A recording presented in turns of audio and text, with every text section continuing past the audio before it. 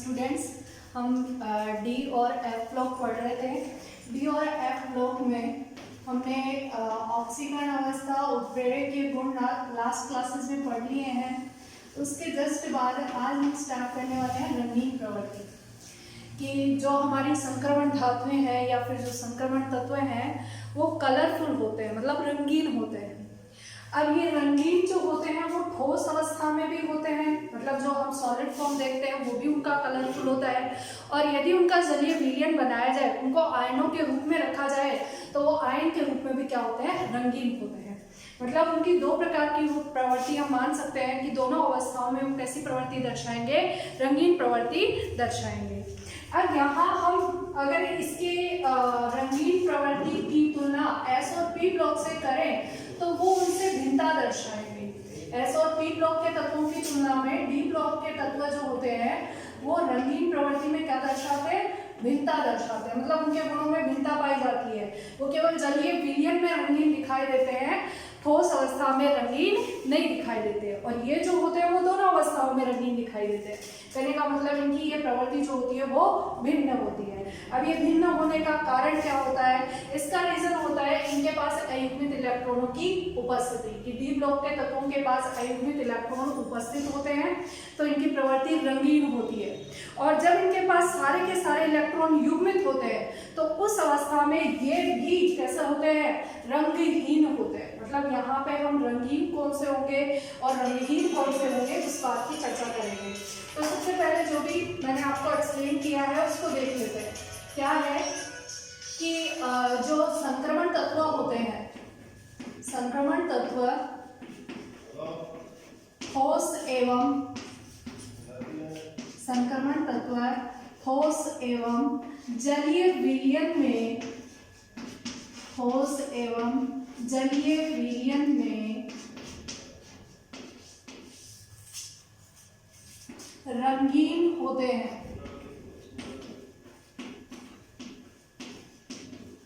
और इनकी यह प्रवृत्ति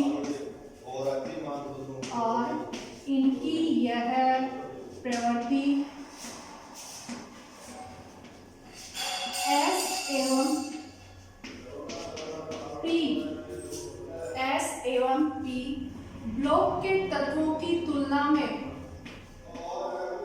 ब्लॉक के तत्वों की तुलना में भिन्न होती है। इनकी यह प्रकृति एस और पी ब्लॉक के तत्वों की तुलना में कैसी होती है, भिन्न होती है। ठीक है, अब ये रंगीन प्रवृत्ति दर्शाते क्यों है वो बात कर लेते हैं। संक्रमण तत्वों के पास एक भी अयुग्मित इलेक्ट्रॉन उपस्थित होने पर, एक भी अयुग्मित इलेक्ट्रॉन उपस्थित होने पर, एक भी अयुग्मित इलेक्ट्रॉन उपस्थित होने पर ये रंगीन होते हैं।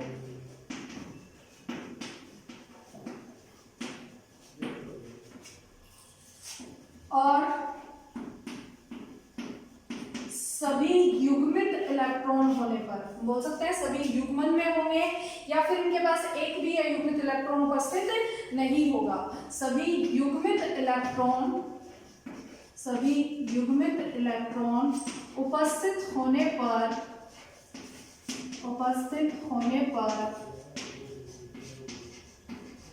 इनकी प्रवृत्ति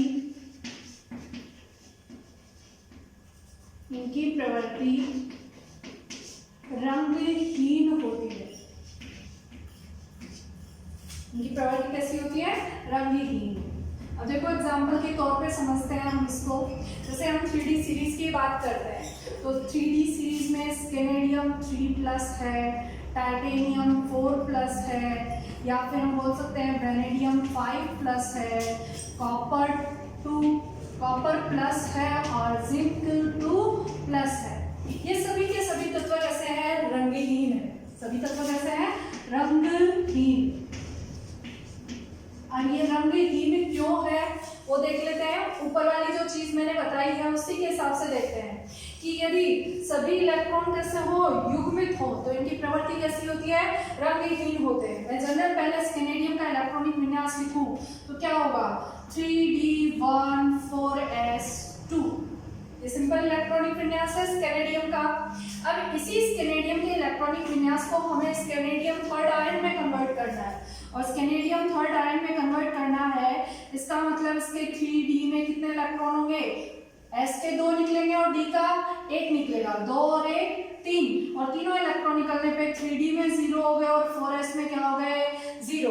इसका मतलब इसके पहले नोबल गैस तक कंप्लीटली भरे हुए इसके पास इलेक्ट्रॉन हैं। कहने का मतलब पूरे के पूरे इलेक्ट्रॉन कैसे हैं, युग्मित, और युग्मित इलेक्ट्रॉन उपस्थित होने पर इनकी प्रवृत्ति कैसी हो जाएगी, रंगहीन। तो यहाँ पे हम भी देख सकते हैं कि स्केनेडियम कौन सा कलर शो करेगा, ये कलरलेस होगा। इसके बाद हम बात करेंगे टाइटेनियम 4+ की।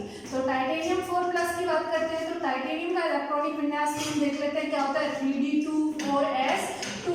यहाँ से भी 4 इलेक्ट्रॉन निकलेंगे टाइटेनियम 4th आयन में, तो 4 इलेक्ट्रॉन निकालने पर इसकी प्रवृत्ति भी 3d में 0 और 4s में कितने इलेक्ट्रॉन, 0। तो 0 0 होने पर यह भी कैसा हो जाएगा, कलरलेस। इसी तरह से हम वैनेडियम की बात करें तो वैनेडियम का इलेक्ट्रॉनिक विन्यास होता है 3d34s2, मतलब यहाँ से 2 इलेक्ट्रॉन और यहाँ से कितने, 3। तो वैनेडियम 5th आयन में भी कितने इलेक्ट्रॉन निकले, 5। तो यहाँ पर भी 0 0 हो गया, और इसका मतलब इसके पहले सिर्फ नोबल गैस का इलेक्ट्रॉनिक विन्यास बचा हुआ है जो पूर्णतः कैसा है, युग्मन में है, और युग्मन में है तो इसका भी जो रंगीन प्रवृत्ति है वो कैसी हो गई, कलरलेस। अब कॉपर आयन की बात करते हैं। कॉपर आयन का अगर सिर्फ कॉपर की बात करें, Cu की बात करें, तो इलेक्ट्रॉनिक विन्यास होगा 3d10 4s1, ये कॉपर का है। अब कॉपर आयन की बात करें, कॉपर फर्स्ट आयन है, इसका मतलब यहाँ से कितना इलेक्ट्रॉन निकलेगा, 1। इसमें से 4s में से कितना इलेक्ट्रॉन निकलेगा, 1, और 1 इलेक्ट्रॉन निकलने पर Cu+ में ये हो जाएगा 3d10, और 4s में कितने हो जाएंगे, 0। और यहाँ 3d में 10 है, इसका मतलब ये पूर्णतः कैसे है, युग्मन में है। हम ऑर्बिटल आरेख बना करके देख लेते हैं, ऑर्बिटल डायग्राम बना करके देख लेते हैं। ये हमारा d कक्षक है, जिसमें यदि हम 10 इलेक्ट्रॉन भरना चाहें तो पहले एक सिंगल इलेक्ट्रॉन भरा जाएगा और फिर ये हो जाएंगे पूरे 9 और 10। कहने का मतलब यहाँ सारे के सारे इलेक्ट्रॉन 3d कक्षक में कैसे हैं, युग्मन में है, और युग्मन में इसलिए कॉपर फर्स्ट आयन भी कैसी प्रवृत्ति रखेगा, रंगहीन। और इसी तरह से हम लास्ट जिंक की बात करें तो जिंक में भी हम जिंक का इलेक्ट्रॉनिक विन्यास देखेंगे, कॉमन जिंक आयन का नहीं, केवल जिंक का, तो होगा 3d10 4s2, 3d10 4s2। और जिंक 2+ आयन का देखेंगे तो यहाँ से 4s में से कितने इलेक्ट्रॉन बाहर निकल जाएंगे, तो 2 निकलने पर यह भी किसमें आ गया, 3d10 और 4s 0 में। और यहाँ 3d10 में सारे के सारे इलेक्ट्रॉन 3d कक्षक में कैसे हैं, युग्मित है, और युग्मित है इसका मतलब इसकी प्रवृत्ति भी कैसी है, रंगहीन। तो ये तो कुछ एग्जांपल्स थे जो किसी प्रकृति दर्शा रहे थे, रंगहीन। अब कुछ ऐसे एग्जांपल्स भी होते हैं जिनका कलर तुम्हें याद रखना होता है कि कौन सा कलर होगा।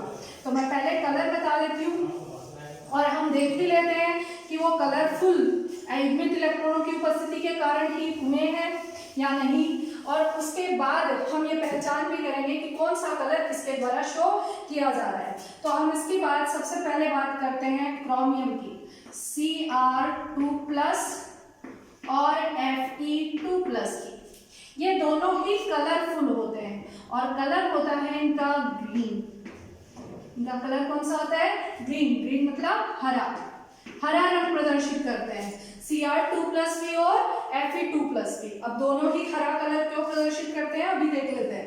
क्रोमियम का कॉमन इलेक्ट्रॉनिक विन्यास, जब क्रोमियम आयन की फॉर्म में नहीं है, सामान्य अवस्था में है, उस टाइम पे इसका इलेक्ट्रॉनिक विन्यास हमें पता है कितना होता है, 3d5 4s1। और जब ये आयन की फॉर्म में है, तो आयन की फॉर्म में है तो क्या होगा, 3d2+, इसका मतलब 2 इलेक्ट्रॉन रिमूव होंगे, 2 इलेक्ट्रॉन बाहर निकलेंगे, तो ये हो जाएगा 3d4 4s0, 3d4 4s0। तो अब 3d में कितने इलेक्ट्रॉन है? 4। हम ऑर्बिटल आरेख बनाए इसका, तो ये इसका ऑर्बिटल आरेख हो जाता है 1 2 3 और 4। और ये 4s में 0 इलेक्ट्रॉन और ये 3d में कितने इलेक्ट्रॉन है? युग्मित 4। तो 4 अयुग्मित इलेक्ट्रॉनों की उपस्थिति के कारण ये रंगीन होगा और इसका फिक्स कलर हमें याद रखना होगा कौन सा? हरा। मैं इसको याद रखने की अभी ट्रिक बता दूंगी कि कैसे याद रखोगे। बाकी अभी ये समझ लो कि क्रोमियम का कलर कैसा होगा, ग्रीन या हरा। चलो नेक्स्ट बात करते हैं आयरन की, Fe2+ की। कि Fe2+ भी कलरफुल होता है और कैसा कलर शो करता है? ग्रीन या हरा। अब कैसे प्रदर्शित करता है? तो हम देखेंगे आयरन का कॉमन इलेक्ट्रॉनिक विन्यास जो होता है 3d6 4s2, ये सामान्य इलेक्ट्रॉनिक विन्यास है आयरन का। अब यहाँ पे ये फेरस की फॉर्म में, जब भी 2+ आयन की फॉर्म में आयरन होता है तो उसको हम क्या बोलते हैं? फेरस। ये फेरस के रूप में है, तो फेरस में Fe2+ में यहाँ पे 2 इलेक्ट्रॉन बाहर निकलेंगे। तो 2 इलेक्ट्रॉन कहाँ से बाहर निकलेंगे? 4s से। जब 4s से 2 इलेक्ट्रॉन बाहर निकलेंगे तो इलेक्ट्रॉनिक विन्यास रह जाएगा 3d6 और 4s में कितने? 0। ये 2 इलेक्ट्रॉन बाहर निकले और ये कितना रह गया? 4s0। अब हम इसका ऑर्बिटल डायग्राम बनाते हैं। तो ये 3d के लिए हो गया ये, और ये 4s के लिए। 4s में कितने हैं? 0 और 3d में कितने हैं? 6। तो ये 1 2 3 4 5 और ये 6। अब देखो इन 6 में जो पांचों बॉक्सेस बने हुए हैं, इसमें जो फर्स्ट बॉक्स है उसमें इलेक्ट्रॉन कैसे हो गए? युग्मित। तो अयुग्मित इलेक्ट्रॉन कितने बचे इनके पास? 1 2 3 और 4। पहले का तो युग्मन हो गया, पहले बॉक्स में जो इलेक्ट्रॉन है उनका तो युग्मन हो चुका है। सिर्फ अयुग्मित इलेक्ट्रॉनों की संख्या कितनी बची? 4। मतलब फेरस आयन में भी अयुग्मित इलेक्ट्रॉनों की संख्या 4 है और क्रोमियम आयन में भी अयुग्मित इलेक्ट्रॉनों की संख्या कितनी है? 4। तो दोनों ही कैसा कलर शो करते हैं? ग्रीन। ठीक है। और ये कलर शो क्यों कर रहे हैं? क्योंकि इनके पास क्या उपस्थित है? अयुग्मित इलेक्ट्रॉन उपस्थित है। क्लियर है। अब इसके बाद हम दूसरा कलर देखते हैं। ये हो गया हमारा क्रोमियम और आयरन का। उसके बाद हम बात करते हैं मैग्नीज। और जो मैग्नीज है वो आपका कलर शो करता है पिंक। कौन सा कलर शो करता है? पिंक। Mn जो होगा वो 2+ आयन कौन सा होगा? Second ion. Manganese second ion जो है वो पिंक कलर शो करता है। पिंक मतलब गुलाबी। पिंक कलर शो करता है। अब ये भी हम देख लेते हैं इसके पास अयुग्मित इलेक्ट्रॉन है या नहीं है। तो अगर हम इसके अयुग्मित इलेक्ट्रॉनों की बात करें तो मैं ऊपर से थोड़ा सा मिटा देती हूँ, तुम लोग लिख लेना वीडियो पॉज करके। तो यहाँ पे हम इसकी बात करेंगे तो इसमें भी सामान्य इलेक्ट्रॉनिक विन्यास मैग्नीज का देखें, मैग्नीज तत्व का देखें तो होगा 3d5 4s2। और इसी को अगर हम Mn2+ में कन्वर्ट करते हैं तो वो हो जाएगा 3d5 और 2 इलेक्ट्रॉन रिमूव हो जाएंगे, 2 इलेक्ट्रॉन बाहर निकल जाएंगे। किसमें से? 4s में से। तो 4s में से 2 इलेक्ट्रॉन बाहर निकलने पर ये हो जाएगा क्या? 4s0। 3d5 4s0। अब ऑर्बिटल आरेख बनाते हैं। ऑर्बिटल आरेख बनाते हैं तो ये 5 बॉक्सेस हैं 3d में और ये एक बॉक्स है किसमें? 4s में। इस बॉक्स में 5 अयुग्मित इलेक्ट्रॉन आ जाएंगे। पांचों बॉक्सेस में एक एक अयुग्मित इलेक्ट्रॉन आएगा। तो एक एक अयुग्मित इलेक्ट्रॉन आने की वजह से इसका ये जो होगा वो क्या शो करेगा? कलर शो करेगा। और कलर भी इसका फिक्स होगा क्या? पिंक या गुलाबी। जब ये कौन सी आयनिक फॉर्म में होगा? Mn2+ आयनिक फॉर्म में। क्लियर है। उसके बाद हम नेक्स्ट आयन की बात करते हैं जो है फेरिक आयन, Fe3+ आयन। जब भी Fe3+ आयन की फॉर्म में होगा ये कलर शो करेगा ब्राउन। कौन सा कलर शो करेगा? ब्राउन या भूरा। इसी तरह से तुम इसको भी चेक कर सकते हो कि इसके पास अयुग्मित इलेक्ट्रॉन है या नहीं है। मेरे हिसाब से इन दोनों का समझ में आ गया होगा। अगर नहीं आया है तो नेक्स्ट क्लास में वापस एक बार मैं बता दूंगी कि फेरिक आयन का ब्राउन कलर कैसे आया। उसके बाद हम फेरिक आयन के बाद लास्ट बात करते हैं कॉपर की। किसकी? कॉपर की। और कॉपर जो होता है वो 2+ आयनिक फॉर्म में कलर शो करता है ब्लू। ब्लू मतलब नीला।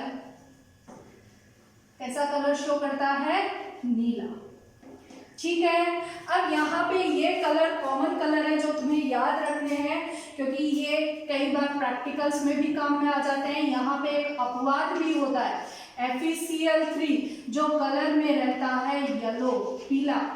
सिर्फ इस अपवाद को आपको अलग से याद रखना है कि FeCl3 Fe3+ आयन की फॉर्म में ही है, फेरिक आयन की फॉर्म में ही है, लेकिन ये कैसा कलर शो करेगा, पीला। इसके अलावा जितने भी Fe3+ आयन होंगे वो सारे के सारे कैसा कलर शो करेंगे, भूरा। ठीक है। अब इसकी ट्रिक बता देते हैं कि क्या है, इसको याद कैसे करोगे। देखो तो कैसे याद होगा, पहला जो हमने लिखा है क्रोमियम 2+ आयन और Fe2+ आयन कैसे कलर के होंगे, ग्रीन कलर के। तो हम बोल सकते हैं ग्रीन करेला फसा, ग्रीन करेला फसा। ग्रीन मतलब हरा रंग हो गया, करेला मतलब Cr2+ आयन हो गया, फसा मतलब फेरस आयन हो गया, कौन सा, Fe2+ आयन। ग्रीन करेला फसा किसमें, पिंक मन में। पिंक मतलब गुलाबी और मन मतलब मैग्नीज, पिंक मन में, पिंक मन में। ठीक है। ये किसने बताया, फेरिक ब्राउन ने। किसने बताया, फेरिक ब्राउन ने। ब्राउन कलर हो गया, फेरिक, और फेरिक हो गया Fe3+, ब्राउन इसका कलर हो गया, ब्राउन ने बताया, फेरिक ब्राउन ने बताया।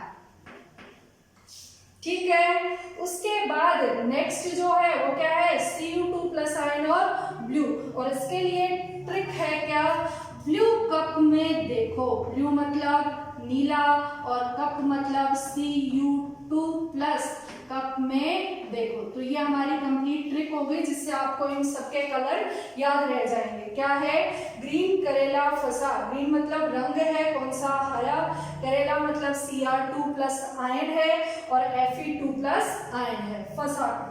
उसके बाद पिंक मन में, पिंक मतलब गुलाबी का रंग है, किसका, मन का, Mn का, मैग्नीज का, Mn2+ आयन का। उसके बाद है फेरिक ब्राउन ने बताया, फेरिक क्या है, आयन है, फेरिक आयन कौन सा, Fe3+ आयन, कौन से कलर का है, ब्राउन कलर का, फेरिक ब्राउन ने बताया। उसके बाद नेक्स्ट जो है वो है हमारा ब्लू, ब्लू रंग है किसका, कप का, कप मतलब Cu2+ आयन। तो इसको ब्लू कप में देखो। ये हो गए हमारे आयन जो कौन कौन से कलर शो करते हैं, और कलर क्यों शो करते हैं, क्योंकि इनके पास अयुग्मित इलेक्ट्रॉन उपस्थित होते हैं।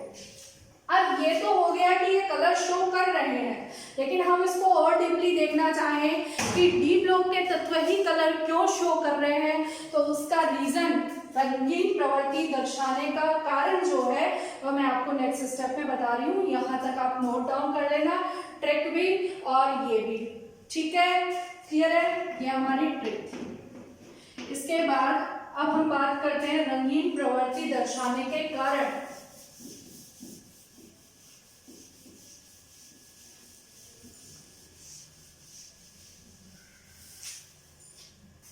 डी ब्लॉक के तत्वों द्वारा, डी ब्लॉक के तत्वों द्वारा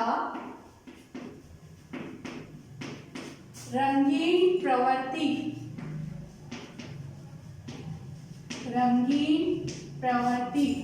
दर्शाने के कारण, रंगीन प्रवृत्ति दर्शाने के कारण। अब देखो ये कारण क्या होगा। हम जानते हैं कि हमारा जो डी ब्लॉक के तत्व हैं उनका कक्षक फिक्स होता है, क्या, n-1d कक्षक, और इसी में इलेक्ट्रॉन भरे जाते हैं। और n-1d कक्षक में 5 सब सेल होते हैं, 5 उपकक्षक बने हुए रहते हैं, मतलब 5 बॉक्सेस बने हुए रहते हैं। और इन 5 बॉक्सेस की जो ऊर्जा होती है वो क्या होती है, समान होती है, मतलब समान ऊर्जा स्तर के होते हैं। सारे के सारे कैसे होते हैं, समान ऊर्जा स्तर के। कहने का मतलब जब हम इनको नोट करते हैं तो कुछ इस तरह से हमें दिखते हैं 5 कक्षक। ठीक है, और ये 5 कक्षक में पहला आ जाता है dxy, डी वाई जेड, ये इनके एक्सिस है जिनमें है। फिर आ जाता है डी जेड एक्स, फिर आ जाता है D X square Y square, और लास्ट कक्षक आ जाता है डी जेड स्क्वायर। ये इनके कक्षक होते हैं पांचों समान ऊर्जा स्तर के। लेकिन जब भी ये यौगिक बनाने वाले होते हैं तो इनके संपर्क में कोई उदासीन परमाणु, कोई ऋणायन आता है, कोई लिगेंड इनके संपर्क में आता है, और लिगेंड का संपर्क में आने से इनमें भी इलेक्ट्रॉन होते हैं, और जो आने वाला लिगेंड होता है उसके पास भी क्या होते हैं, इलेक्ट्रॉन होते हैं। तो इलेक्ट्रॉन और इलेक्ट्रॉनों के मध्य प्रतिकर्षण होता है, और प्रतिकर्षण होने से जो ये समान ऊर्जा स्तर है वो विभक्त हो जाता है, विपाटित हो जाता है, दो टुकड़ों में टूट जाता है। एक टुकड़ा बन जाता है T2G स्तर का। ये अष्टफलकीय और चतुष्फलकीय संरचनाओं के लिए अलग अलग बनते हैं। तो हम यहाँ पे अष्टफलकीय संरचना की बात कर रहे हैं, जिसमें एक स्तर बन जाता है T2Z कक्षक का। T2Z कक्षक में 3 सेट बने हुए रहते हैं, और वो 3 सेट होते हैं DXY, DYZ और DZX के। ठीक है। और एक अष्टफलकीय संरचना में उच्च ऊर्जा स्तर का सेट बन जाता है EG कक्षक का, मतलब दो ऊर्जा स्तर में विभक्त हो जाएंगे। ये जो समभ्रंश स्तर होगा वो दो ऊर्जा स्तरों में विभक्त हो जाएगा, एक T2Z कक्षक वाला और एक EG कक्षक वाला। T2Z कक्षक में 3 सेट होंगे, कौन कौन से, DXY, DYZ और DZX के, और इसी कक्षक में 2 सेट होंगे, कौन कौन से, DX स्क्वायर वाई स्क्वायर और DZ स्क्वायर का। ये हमारे T2Z और EG कक्षक होंगे। ठीक है। तो यहाँ पे इन दोनों के टुकड़ों में विभक्त होने से अब क्या होगा, जब भी इनके अंदर इलेक्ट्रॉन होगा, नेक्स्ट मैं इसके लिए एक डायग्राम बना देती हूँ, तुम लोग भी इनको साथ साथ में बनाते रहना। अब अगर इसके पास जब इनकी समभ्रंशता नष्ट हो गई है, जब ये दो ऊर्जा स्तरों में है, उस टाइम पे इनके पास इलेक्ट्रॉन तो होंगे ही, और इन इलेक्ट्रॉनों को जब एनर्जी मिलेगी, मान लिया यहाँ से कोई भी लाइट मिल रही है, कोई भी ताप मिल रहा है, किसी भी रूप में इस इलेक्ट्रॉन को क्या मिल रही है, ऊर्जा मिल रही है, तो ऊर्जा मिलने पर ये इलेक्ट्रॉन उत्तेजित होकर इस निम्न ऊर्जा स्तर से, जो कौन सा कक्षक है, T2Z कक्षक, इस निम्न ऊर्जा स्तर के कक्षक से उच्च ऊर्जा स्तर के कक्षक में चला जाता है। उत्तेजित होकर कहाँ पहुंच जाएगा, उच्च ऊर्जा स्तर के कक्षक में, मतलब ये चेंज हो जाएगा कुछ इस तरह से।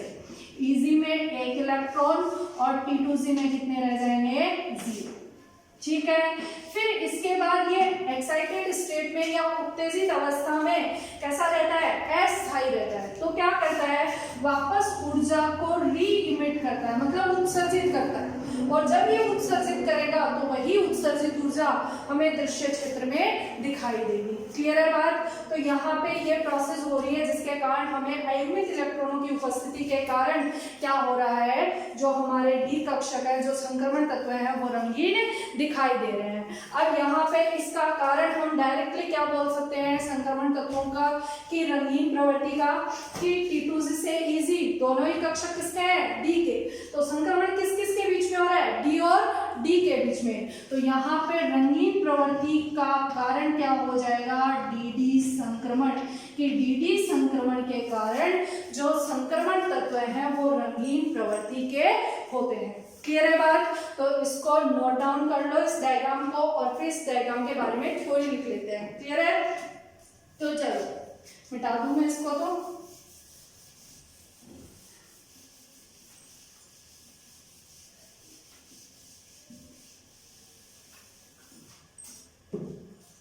चलो स्टार्टिंग से लिखते हैं कि संक्रमण तत्व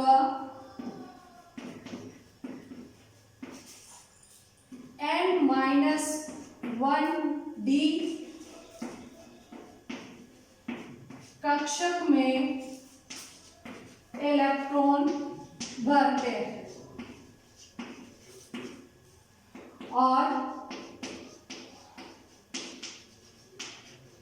इन कक्षकों का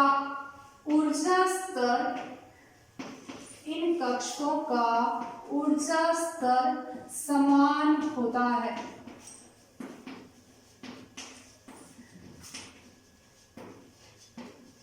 अतः इन्हें समभ्रंश, जिनका समान ऊर्जा स्तर है उनके लिए वर्ड यूज में लिया जा रहा है। समभ्रंश डिजनरेटेड, समभ्रंश कक्षक कहा जाता है। इसलिए इन्हें क्या कहा जाता है? समभ्रंश कक्षक कहा जाता है। नेक्स्ट बात आती है कि जब यह धातु लिगेंड के संपर्क में, लिगेंड मतलब कोई उदासीन परमाणु हो सकता है, कोई आयन हो सकता है, ऋणायन धनायन कुछ भी, संपर्क में, लिगेंड के संपर्क में आने पर, लिगेंड के संपर्क में आने पर इनकी समभ्रंशता, समभ्रंशता मतलब जो समान ऊर्जा स्तर था वो, इनकी समभ्रंशता नष्ट हो जाती है।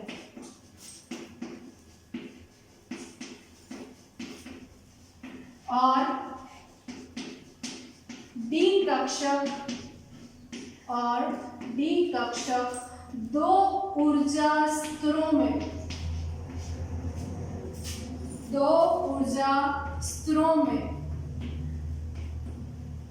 विभक्त हो जाता है, दो ऊर्जा स्तरों में विभक्त हो जाता है।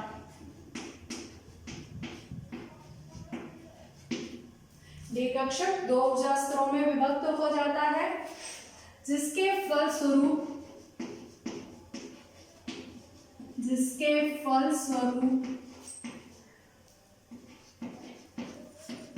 एक T2Z कक्षक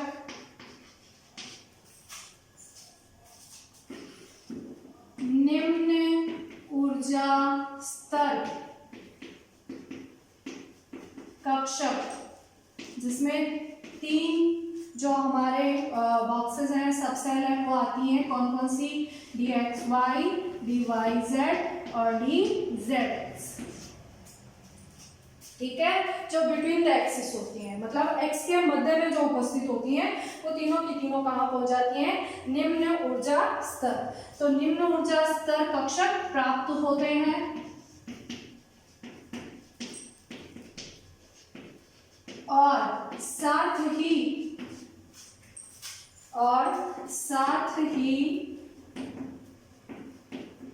उच्च ऊर्जा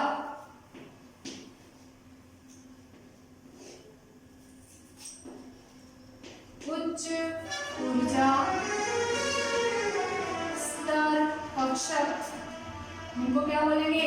इजी कक्षक। और इजी कक्षक में कौन से आएंगे? जो अलोंग द एक्सिस होते हैं, मतलब जो एक्स पर होते हैं। और एक्स पर कौन कौन से होंगे? dx², y² और dz² प्राप्त होते हैं, जिसके फलस्वरूप हमें क्या क्या प्राप्त होंगे? एक तो निम्न ऊर्जा स्तर के कक्षक प्राप्त होंगे और एक उच्च ऊर्जा स्तर के कक्षक प्राप्त होंगे। निम्न ऊर्जा स्तर के कक्षक होंगे dxy, dyz और dzx, जिनको हम T2Z कक्षक कहेंगे। और उच्च ऊर्जा स्तर के कक्षक कौन से प्राप्त होंगे? EG कक्षक, और वो कौन से होंगे? dx², y² और dz², मतलब जो अलोंग द एक्सिस एक्स के ऊपर उपस्थित होंगे। अब ये तो क्लियर हो गया यहाँ तक कि लिगेंड जो होगा वो लिगेंड के संपर्क में आने पे ये दो भागों में विभाजित हो गया। अब हमारी रंगीन प्रवृत्ति की बात आती है कि रंगीन प्रवृत्ति कैसे दर्शाई जा रही है। तो जो एटॉमिक इलेक्ट्रॉन निम्न ऊर्जा स्तर में उपस्थित होगा वो ऊर्जा पाकर के कहाँ चला जाएगा? उच्च ऊर्जा स्तर में, जो हमने अभी डायग्राम के थ्रू देखा था। तो हम नेक्स्ट स्टेप में क्या लिखेंगे कि निम्न ऊर्जा स्तर में उपस्थित, निम्न ऊर्जा स्तर में उपस्थित इलेक्ट्रॉन ऊर्जा पाकर उच्च ऊर्जा स्तर में चले जाते हैं, उच्च ऊर्जा स्तर में चले जाते हैं।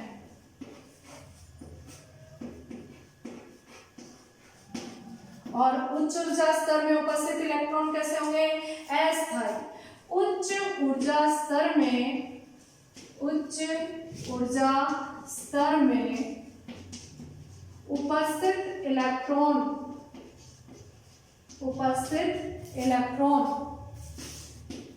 अस्थायित्व में होते हैं।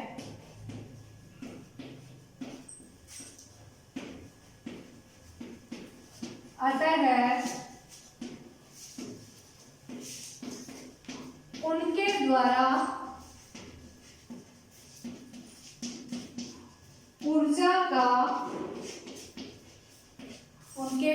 ऊर्जा का उत्सर्जन कर दिया जाता है। वो क्या करेंगे? ऊर्जा का उत्सर्जन कर देंगे। उनके द्वारा ऊर्जा का उत्सर्जन कर दिया जाता है। उत्सर्जन कर दिया जाता है, जिसके फलस्वरूप, जो ऊर्जा उत्सर्जित हुई है उसी के फलस्वरूप, जिसके फलस्वरूप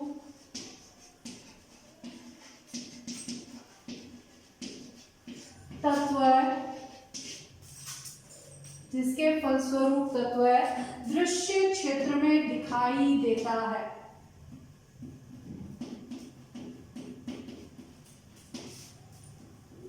दृश्य क्षेत्र में दिखाई देता है। अतः संक्रमण तत्वों की रंगीन प्रवृत्ति, संक्रमण तत्वों की रंगीन प्रवृत्ति, ये कहाँ हो रहा है? डी कक्षक में हो रहा है। T2G कक्षक भी डी कक्षक है और EG कक्षक भी कौन सा है? डी कक्षक है। तो ये रंगीन प्रवृत्ति डी